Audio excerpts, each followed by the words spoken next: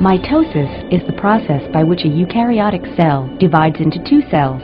Each of these daughter cells contains an exact copy of the parent cell's chromosomes.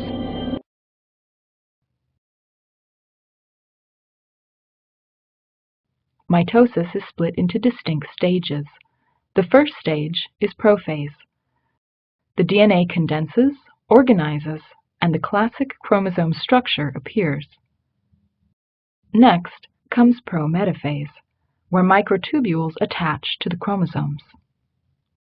This step is followed by metaphase, where the chromosomes align.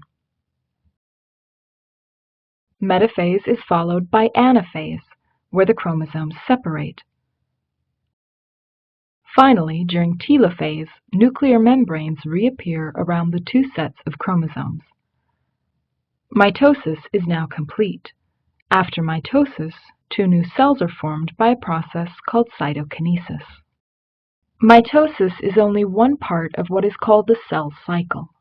For many eukaryotic cells, a cell is duplicated every 24 hours. Most of the life of a cell is spent in interphase. Interphase consists of three stages called G1, S, and G2. G1, or gap 1, is the first growth stage of interphase. In G1, the cell grows to nearly its full size and performs many of its specific biochemical functions that aid the organism. Next is the S, or synthesis phase. This is an important stage because it is during the S phase that DNA in the nucleus is replicated. The cell next enters another growth stage called G2, or gap 2.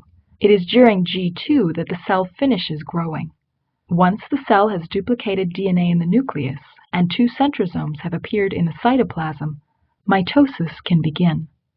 For a typical eukaryotic cell, this will last about 80 minutes.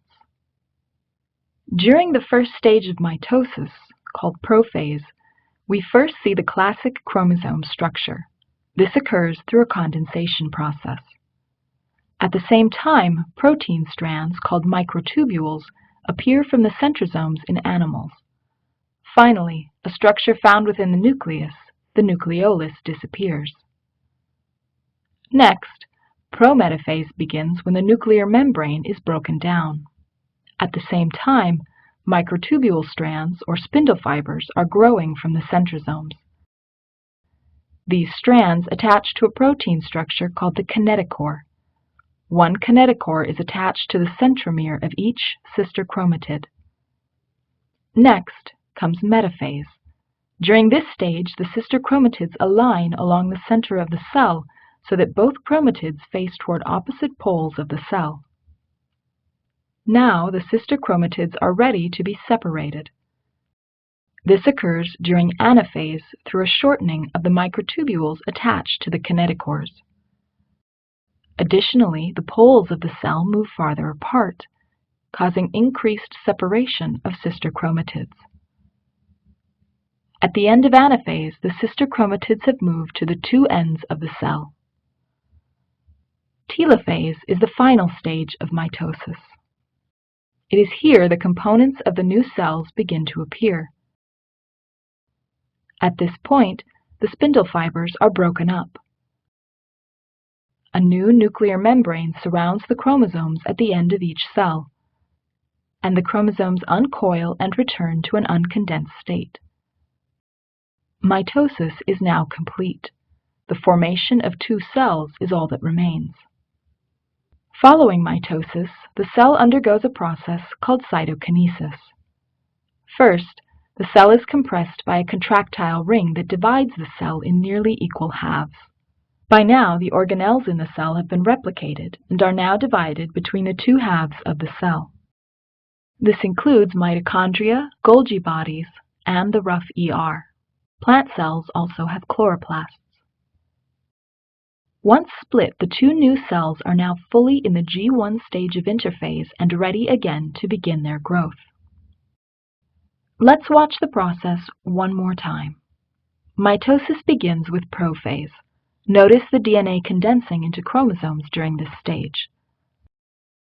Microtubules appear during prometaphase, and the nuclear membrane breaks down. Metaphase occurs when the chromosomes are aligned at the center of the cell. During anaphase, the chromosomes are moving apart. The telophase stage is marked by the appearance of new nuclear membranes. This is the end of mitosis. Finally, the splitting of the cell occurs during cytokinesis. The two new cells are now ready to grow and perform their specialized functions.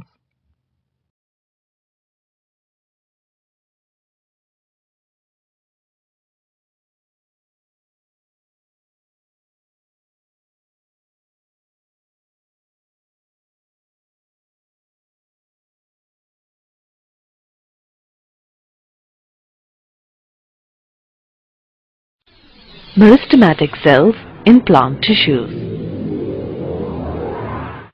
Take a fresh onion along with its roots.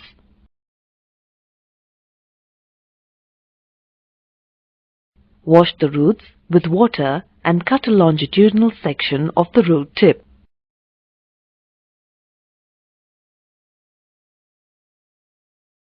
Place it on a glass slide on a drop of water and add a drop of saffron in.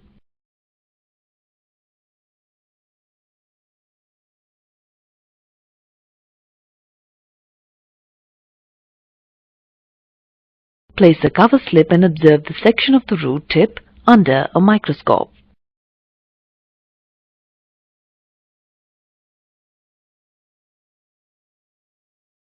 Locate the thin-walled cells full of cytoplasm a little above the actual tip of the root. Note the large nucleus. These thin-walled cells in plant tissues are meristematic cells.